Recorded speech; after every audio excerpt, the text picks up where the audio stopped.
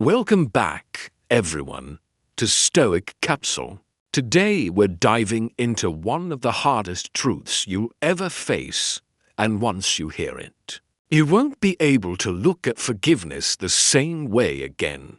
They lied to you. They humiliated you. And then, with a smirk, they carried on as if nothing ever happened. Have you ever wondered why your silence felt like permission to them? Why your patience was mistaken for weakness? Deep down, you already know they didn't change. They simply adapted to the fact that you stopped reacting for so long. Maybe you believed that real strength meant forgiving endlessly, being the bigger person, and swallowing the pain. But here's the brutal Stoic truth no one dares to tell you. Mercy without consequence is not compassion, it's surrender. Some people do not grow because you are kind. They grow only when they feel the weight of their own actions. And if they never face the reality of what they've done, they will keep repeating it to you, and to the next person who crosses their path.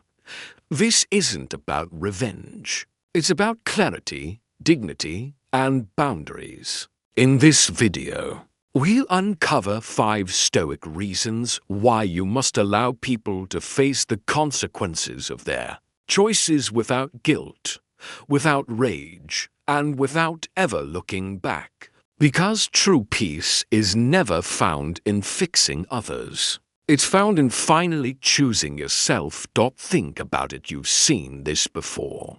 They lie straight to your face, betray your trust, wound your spirit, and then return with a shallow apology, a nervous smile, and the nerve to ask, "Can't we just move on?" But here's the secret society never tells you.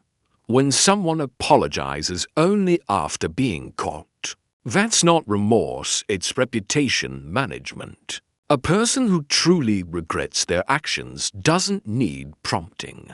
They don't argue with your silence. They don't pressure you to heal faster. And they don't treat your boundaries like inconveniences. Instead, they sit in the discomfort of what they've done. They accept that forgiveness is not a ticket back into your life. They understand that regret doesn't guarantee recon and ection. And yet, everywhere we turn on social media, in sermons, in self-help talks, we hear the same message. Let it go. Be the bigger person. Don't hold on to hate. But Stoicism doesn't ask you to hate. It asks you to see reality with unflinching clarity. There's a vast difference between inner peace and reopening the gates to someone who hasn't changed. Let's be brutally honest. When you forgive someone who isn't sorry, who hasn't reflected, who hasn't earned another chance, you're not healing. You're erasing yourself. And worse, every time you excuse the inexcusable, you teach them a dangerous lesson. That worked. I can do it again. It's not that these people are cartoonishly evil. It's that their behavior keeps delivering results. Why would they change if betrayal still grants them access? If manipulation still wins them sympathy? If a shallow apology is all it takes to reset everything?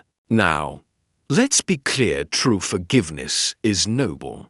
It frees you from the poison of resentment. But forgiveness does not equal reconnection. Because reconnection without change isn't healing, it's self-betrayal. And when they come back saying, "Why are you so cold? Didn't I say sorry? Can't we just go back to how things were?" That is your reminder. Trust once shattered isn't returned on demand. It must be rebuilt, brick by painful brick, or accepted as lost. Just quiet strength, quiet clarity. That's the Stoic way. You lied, I don't trust you. You disrespected me, I need distance. You crossed the line, so I'm drawing one now.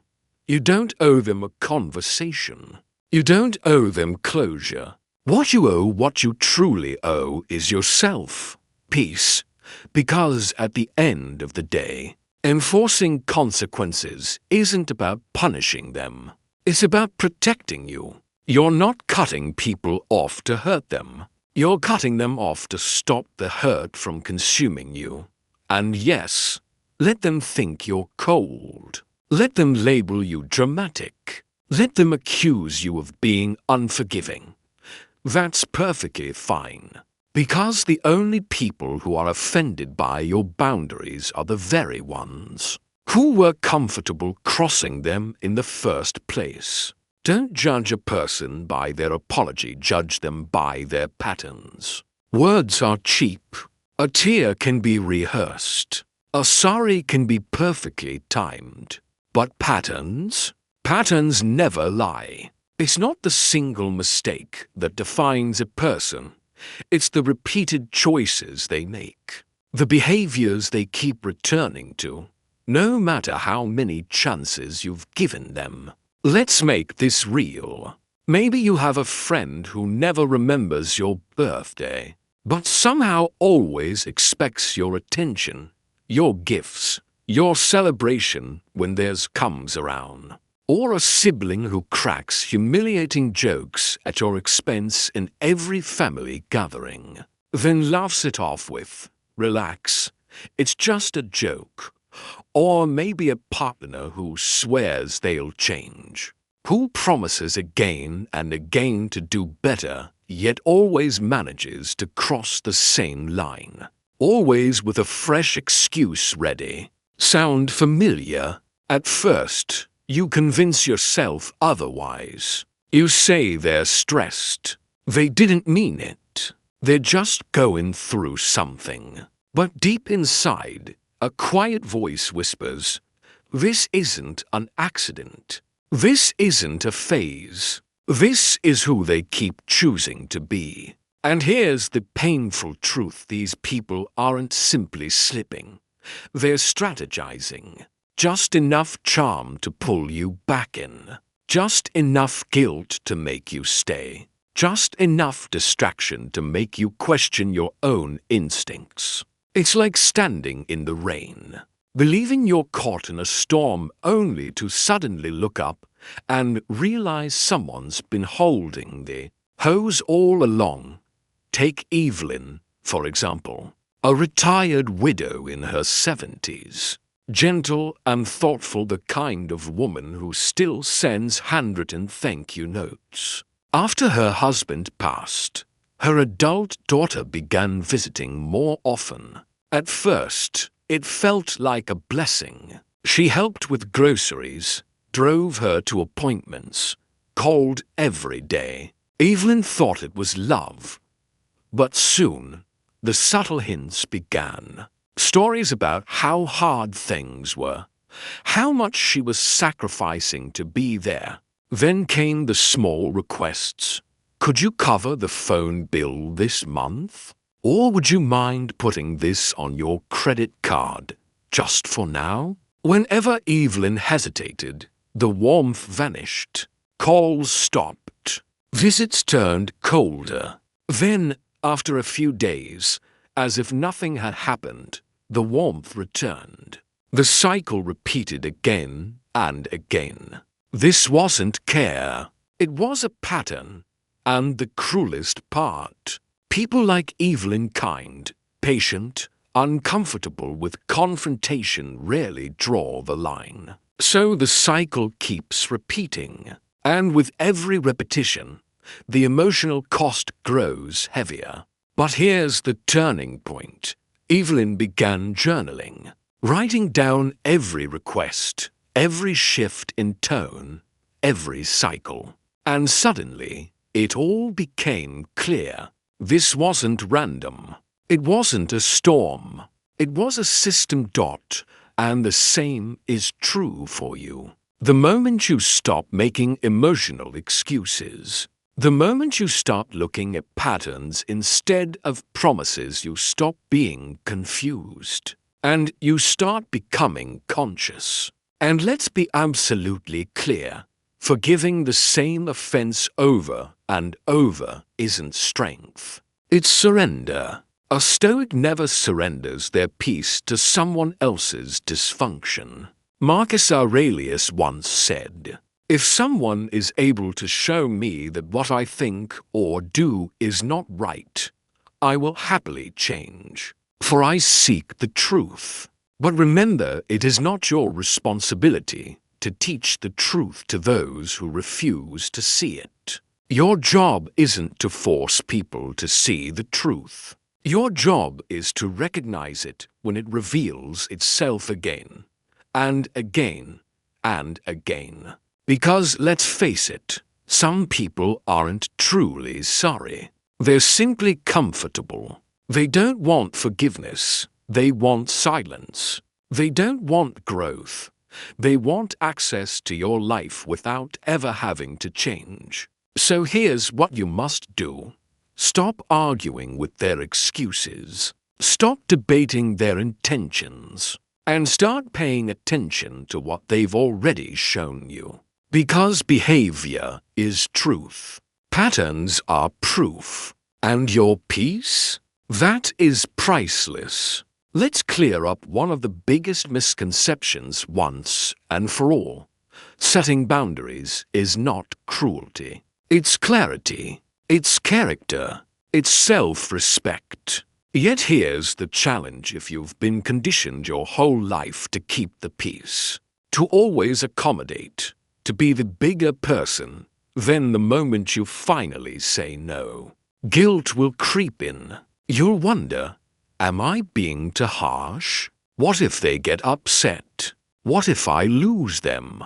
But here's the Stoic truth that rarely gets spoken aloud. If someone walks away because you enforced a healthy boundary, they were only there because you didn't. Let that sink in. Why do so many of us struggle with boundaries? It often starts early. Maybe you grew up in a home where love felt conditional, where saying no made you the villain, where setting limits meant being called selfish, ungrateful, or cold. And so now, as an adult, every time you stand up for yourself, it feels like betrayal. But the reality is you're not betraying them. You're finally refusing to betray yourself. That isn't cruelty. That is healing. Let me share with you a real story, the dinner table boundary. James, a 42-year-old father of two, visited his aging mother every Sunday, out of respect, out of love. But at every meal, without fail, came the comments, "Are you gaining weight again? Or you looked so much better when you were married." What happened to the old James? At first, he laughed it off. Then he started avoiding eye contact. Eventually, Sunday dinners shifted from joy to dread. Until one day, James stood up mid-meal and said, "Mom, I come here to spend time with you, not to be insulted. If this continues, I won't be joining these dinners anymore." She was shocked. She cried. She accused him of being disrespectful. But the following week, something changed. She didn't comment on his body. She asked about his kids. She listened. That is the power of a boundary. It doesn't always end a relationship. Sometimes it creates the first real one.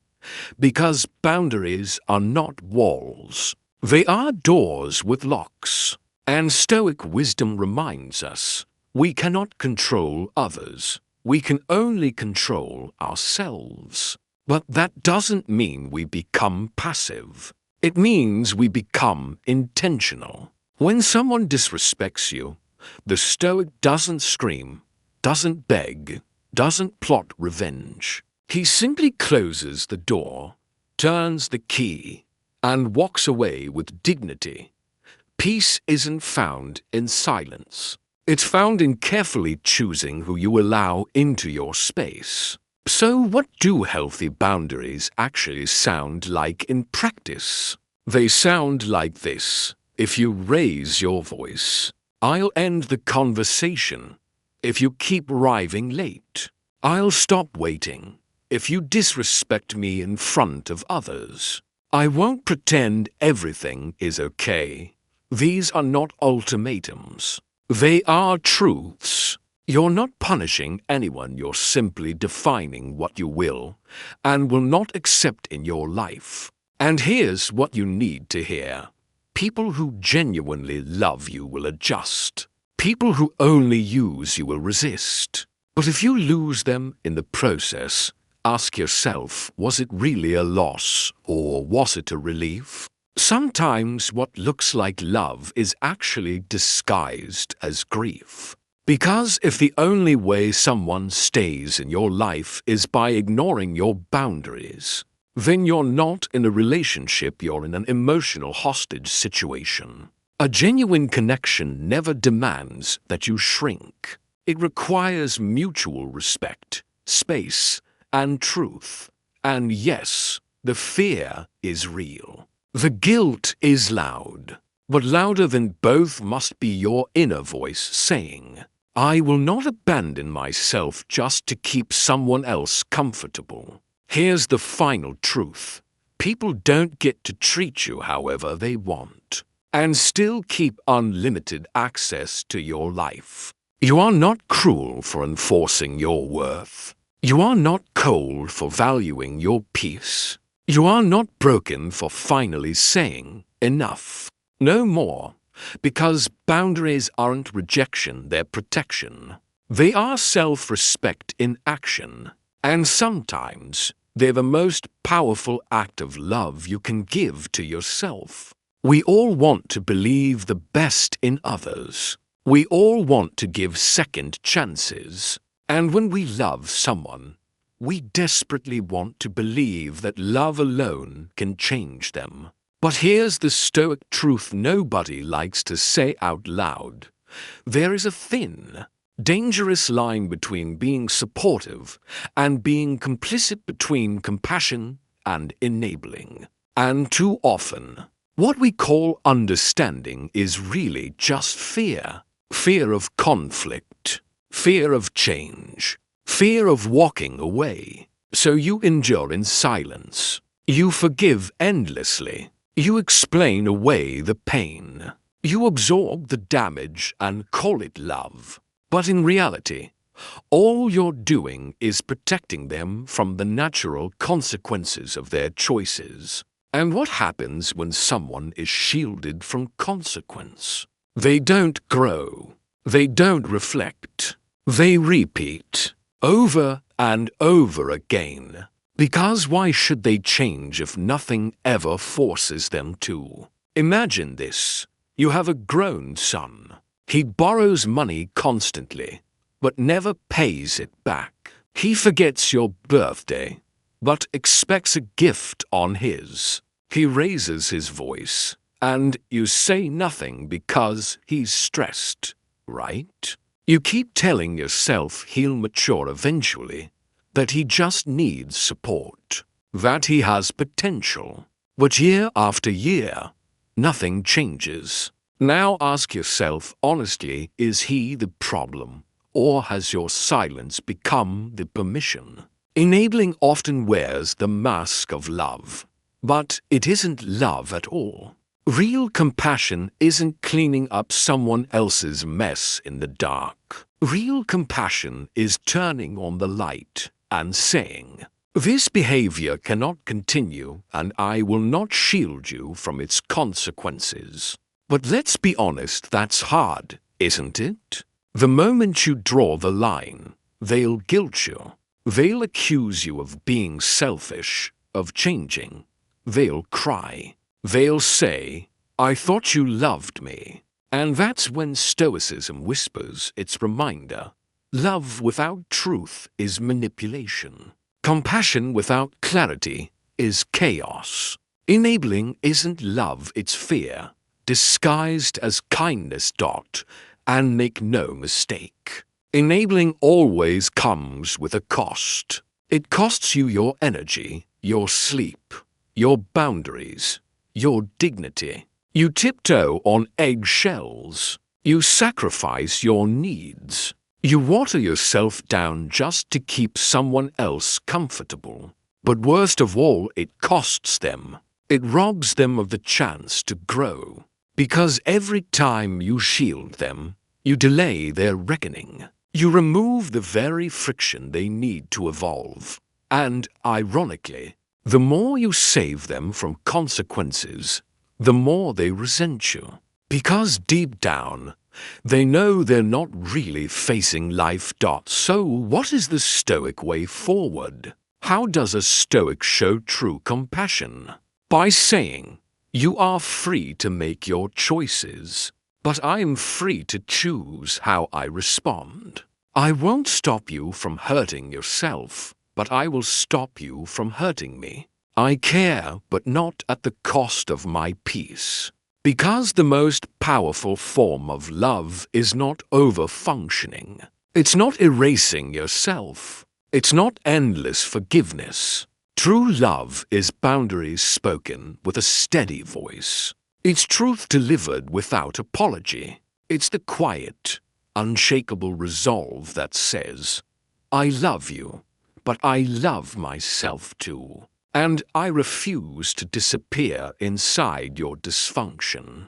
Here's a question worth asking yourself if nothing ever changes. What will this relationship look like in 5 years? What parts of you will be lost piece by piece just to hold onto someone who refuses to change? Is that really love? Or is it fear, dressed up as sacrifice? That answer, that quiet, honest answer, is your compass. So let's make this clear. Enabling is not kindness. It is slow self-abandonment. And it is not your job to protect someone from the pain they created. Your job is to stop standing in the way of their consequences. Because sometimes, the greatest gift you can give another person is the opportunity to face their reflection. Without you shielding them from it, don't let it unfold. Let them learn. Let the consequences speak louder than you ever could. And then let yourself walk free. You don't need their apology to let go, you need your decision. Because there comes a moment in life when you stop waiting. Waiting for them to understand. Waiting for them to change. Waiting for the apology you know deep down will never come. And in that moment, you realize something that changes everything. You don't need their permission to protect your peace. Let that truth sink in. You don't need their validation to walk away. You don't need their understanding to draw a boundary. You don't need their approval to be free. But here's the tragedy, the weight of waiting. So many people spend their whole lives in emotional limbo, holding their breath, hoping that one day the person who hurt them will finally see it. But hope without evidence becomes a cage. And while you wait, they keep living. They keep crossing lines. And you keep shrinking yourself to make space for their comfort. The Stoics would ask, why do you outsource your inner peace to the very person who stole it in the first place? Let me tell you about Carl.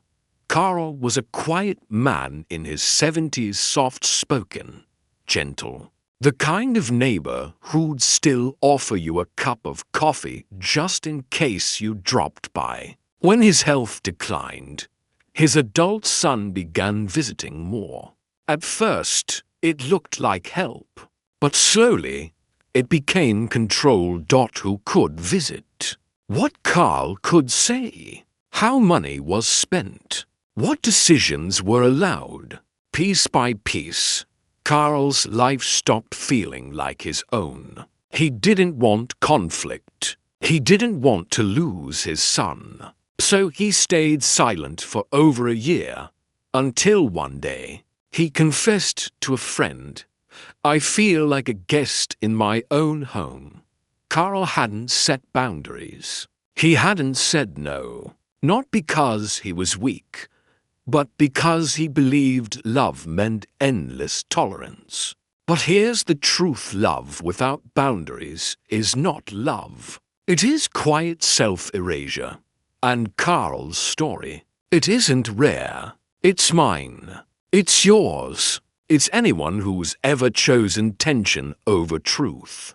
Because we were terrified of losing someone we never truly had. Peace is not given. Peace is chosen. Here's what Stoicism teaches us. You do not need a reason to protect your peace. You only need the courage to stop explaining it. You don't need to prove that someone is toxic. You don't need to collect receipts of their behavior. You don't even need them to understand. Because sometimes the most powerful statement you will ever make is silence. A closed door, a missed call, a life lived freely without needing to be seen or validated by those who could never respect your worth. From guilt to freedom. Will you feel guilty when you finally choose yourself? Yes, of course. Because you were taught that choosing yourself is selfish. That drawing the line makes you cold. That peace must be earned only after everyone else is comfortable. But here's the real question. If nothing about them ever changes, what must change in you so that you can finally be at peace? That answer, that honest, quiet answer, is your guide. That answer is your stoic act of courage. This is the shift from reaction to liberation. The moment you stop waiting for them to fix it, and instead begin fixing your boundaries. And when you do, something radical happens. You stop rehearsing comebacks in your head. You stop craving closure from people who couldn't spell the word. You stop living in emotional reaction and begin living in deliberate truth. You walk lighter. You breathe deeper. And you remember who you are without the weight of their dysfunction on your shoulders. That right there, that quiet return to your own center, is what real power feels like. Final thought. You don't need their apology. You don't need their permission. You don't need the perfect timing, the perfect excuse, or the perfect words. You only need one thing: the courage to choose peace without asking anyone if it's okay. So let go of waiting. Let go of wishing. Let go of them. Because your peace is not negotiable. Not anymore. Yes, they lied. Yes, they disrespected you. They crossed the line again and again. And you stayed. You explained. You gave them time, space, and the benefit of every doubt. But now you see clearly. Kindness without boundaries becomes self-destruction. Forgiveness without consequence becomes a free pass. And love without self-respect becomes slow erasure.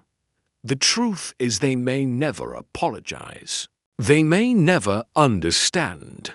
They may never see the version of you that broke quietly in silence. And that's okay. Because now, you don't need their permission. You don't need them to change. You only need one thing: the choice to stop bleeding for people who never once brought you a bandage. From this moment forward, you don't chase closure, you become it. You don't search for peace, you protect it. You don't repeat lessons, you enforce consequences. Gently, quietly, permanently. And so, when someone asks you, don't you think they deserve another chance? You can finally answer like a stoic, maybe, but I deserve peace more.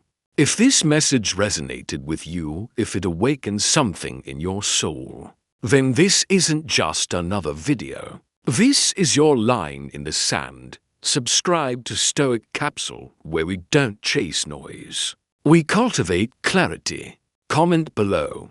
What's one boundary you're finally ready to honor? And share this video with someone who's been strong for far too long. Because mercy is not weakness, but neither is allowing chaos to sit at your table. You've given enough. Now it's time to reclaim your peace.